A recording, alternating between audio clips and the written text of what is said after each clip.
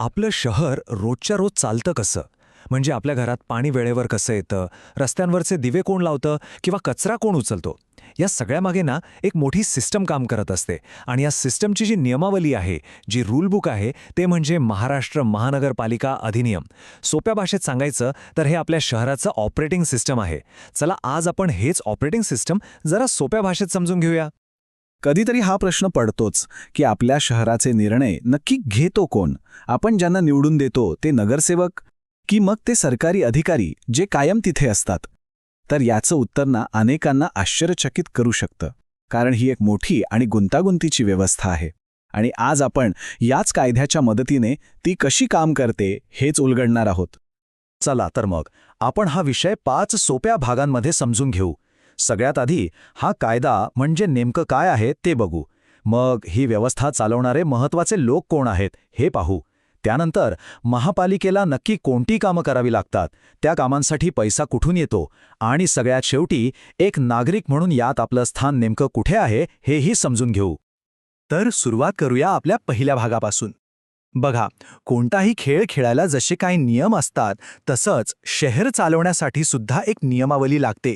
हा कायदा म्हणजे नेमकं तेच आहे, शहराच्या कारभाराची नियमावली.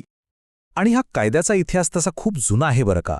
तो पहिल्यांदा 1949 साली Bombay provincial municipal corporations act ह्या नावाने लागू झाला. आणि मग जेव्हा 1960 मध्ये आपलं महाराष्ट्र राज्य तयार झालं, तेव्हा तोच कायदा संपूर्ण राज्यासाठी स्वीकारण्यात आला. याचा अर्थ काय, तर आपल्या शहरांच्या कारभाराचा जो पाया आहे तो गेल्या 70 वर्षांपासून जवळजवळ तोच आहे. आता प्रश्न येतो की या कायद्याचा मूळ उद्देश काय आहे? तर तो अगदी स्पष्ट आहे.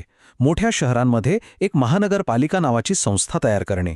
तिचं काम काय, तर शहराचं प्रशासन बघणं, नागरिकांकडून कर गोळा करणं आणि त्या बदल्यात त्यांना पाणी, रस्ते, स्वच्छता यांसारख्या महत्त्वाच्या नागरी सुविधा पुरवणं. थोडक्यात सांगायचं तर शहराला सुरळीत चालवणारी ही एक कायदेशीर यंत्रणा आहे. ठीक आहे, शहराची यंत्रणा समजली, पण ती चालवणारी लोक कोण आहेत? या भागात आपण शहरातील 2 अत्यंत महत्त्वाच्या स्तंभांबद्दल बोलणार आहोत. एक म्हणजे जे थेट लोकांकडून निवडून येतात आणि दुसरे जे प्रशासकीय पातळीवर काम करतात. या संपूर्ण व्यवस्थेचा पाया आहेत नगरसेवक. हे आपल्या प्रभागातून म्हणजे आपल्या वॉर्डमधून आपण थेट निवडून दिलेले प्रतिनिधी असतात. त्यांचा कार्यकाळ असतो 5 वर्षांचा. आणि हे सगळे नगरसेवक मिळूनच महानगरपालिकेची मुख्य सभा म्हणजे जनरल बॉडी बनते. शहराचे सगळे मोठे निर्णय ह्याच सभेत घेतले जातात. आणि इथेच या कायद्यातली एक अत्यंत महत्त्वाची गोष्ट येते, ती म्हणजे नगरसेवकांच्या एकूण जागांपैकी तब्बल 50% जागा या महिलांसाठी राखीव आहेत. खरं तर ही या कायद्यातील एक सर्वात प्रगतिशील तरतूद म्हणता येईल, जिने आपल्या शहरांचं राजकीय चित्रच बदलून टाकलं आहे. आता जरा नीट लक्ष द्या, कारण शहराच्या सत्तेचा खरा केंद्रबिंदू इथेच आहे, जिथे अनेकदा आपला गोंधळ उडतो. महापौर हे नगरसेवकांमधून 2.5 वर्षांसाठी निवडले जातात. ते शहराचे प्रथम नागरिक असतात, एक राजकीय चेहरा असतात. पण निर्णयांची अंमलबजावणी करण्याची खरी ताकद असते महानगरपालिका आयुक्तांकडे. त्यांची नियुक्ती थेट राज्य सरकार करतं. अजून सोपं करून सांगायचं झालं तर महापौर हे शहराचे नेते असतात, तर आयुक्त हे शहराचे CEO असतात. चला, आता हे खेळाडू काय काम करतात ते पाहूया. महानगरपालिकेची एक प्रकारची टू डू लिस्ट असते, जी या कायद्यानेच ठरवून दिलेली आहे. आणि गंमत म्हणजे यात काही कामं ही बंधनकारक आहेत, जी त्यांना करावीच लागतात, तर काही ऐच्छिक आहेत. कायद्याच्या कलम 63 नुसार पाणी पुरवठा, सांडपाणी व्यवस्था, सार्वजनिक रस्त्यांची देखभाल, अग्निशमन दल आणि प्राथमिक शिक्षण यांसारख्या सेवा पुरवणं हे महापालिकेसाठी बंधनकारक आहे. म्हणजे हे त्यांना करावंच लागतं. या उलट कलम 66 नुसार शहरात बाग-बगीचे तयार करणे, ग्रंथालय उघडणे किंवा वाहतूक सेवा पुरवणं ही कामं त्यांच्यासाठी ऐच्छिक आहेत. म्हणजे पैसा आणि गरज बघून तेही कामं हाती घेऊ शकतात. आता साहजिक आहे, एवढी सगळी कामं करण्यासाठी भरपूर पैसा लागतो. मग हा पैसा येतो कुठून? चला आता शहराच्या आर्थिक नाड्या कशा चालतात ते बघूया. महानगरपालिकेच्या उत्पन्नाचे मुख्यत्वे 4 मार्ग आहेत. पहिला आणि सगळ्यात मोठा मार्ग म्हणजे आपल्यासारख्या नागरिकांकडून गोळा केले जाणारे वेगवेगळे कर. दुसरा मार्ग म्हणजे बांधकाम परवानगीसारख्या सेवांसाठी आकारले जाणारे शुल्क. तिसरा आहे राज्य सरकारकडून मिळणारी मदत म्हणजे अनुदान. आणि चौथा म्हणजे गरज पडल्यास बाजारातून उभारलेलं कर्ज. कायद्यानुसार महानगरपालिकेला काही कर लावणं हे बंधनकारकच आहे.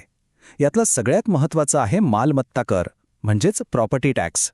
याशिवाय पाणीपट्टी, सफाई कर आणि शिक्षण कर यांचाही यात समावेश होतो. त्यामुळे पुढच्या वेळी जेव्हा आपण प्रॉपर्टी टॅक्स भरू तेव्हा हे लक्षात ठेवायला हवं की हाच पैसा शहराला चालवणाऱ्या सर्वात मोठ्या इंधनांपैकी एक आहे.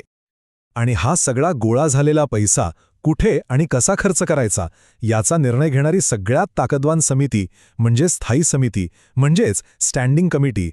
ही समिती म्हणजे एक प्रकारे महापालिकेची तिजोरीच सांभाळते. कलम 95 नुसार शहराचं वार्षिक बजेट तयार करण्याची आणि त्याला मंजुरी देण्याची संपूर्ण जबाबदारी या समितीची असते. चला आता या सगळ्या व्यवस्थेत एक नागरिक म्हणून आपलं स्थान कुठे आहे हे पाहू.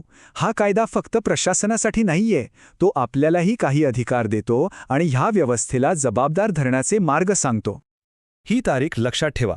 कायद्यानुसार प्रत्येक महानगरपालिकेला दरवर्षी 31 जुलैपर्यंत शहराचा पर्यावरण स्थिती अहवाल प्रसिद्ध करणं बंधनकारक आहे. या अहवालातून आपल्या शहरातील पर्यावरणाची नेमकी स्थिती काय आहे याची अधिकृत माहिती मिळते.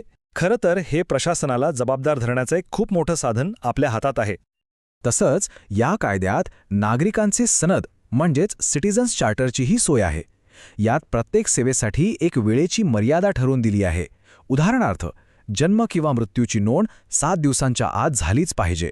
यामुळे प्रशासकीय कामांना फक्त वेगच येत नाही, तर कायद्याने आपल्याला दिलेल्या हक्कांची अंमलबजावणी होते. तर एक गोष्ट स्पष्ट आहे, हा कायदा म्हणजे फक्त काही कलमांचा संग्रह नाहीये, तर तो आपल्या शहराच्या कारभाराचा एक आरसा आहे. तो आपल्याला आपले अधिकार आणि प्रशासनाच्या जबाबदाऱ्यांची जाणीव करून देतो. आता खरा प्रश्न हा आहे की ही नियमावली समजून घेतल्यानंतर एका चांगल्या शहराच्या निर्मितीसाठी आपण या ज्ञानाचा वापर कसा करणार यावर विचार करायला हवा.